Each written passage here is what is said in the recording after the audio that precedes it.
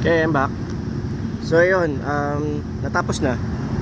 Actually, pagdating doon sa loob ng building, nag-sign up muna kami sa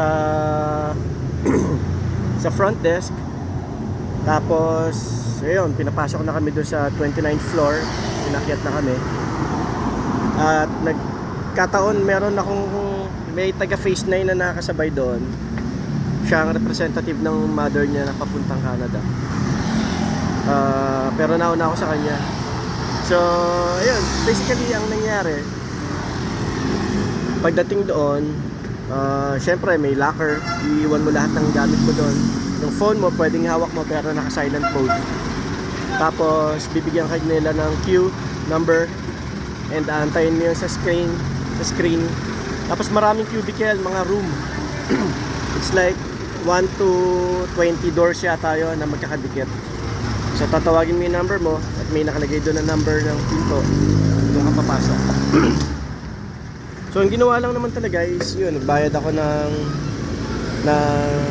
courier fee kasi padadala nila sa Canadian Embassy yung passport mo para matatakan ng visa.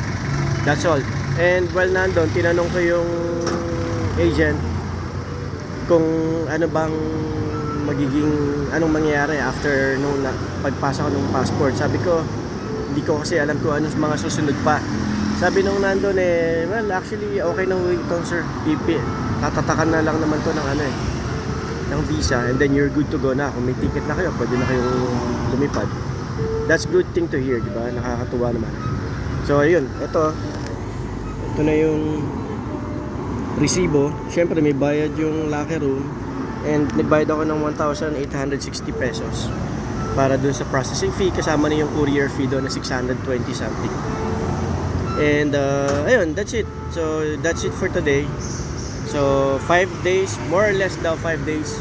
So expect natin na within 5 days makuha na natin yung visa. Okay? Bye bye.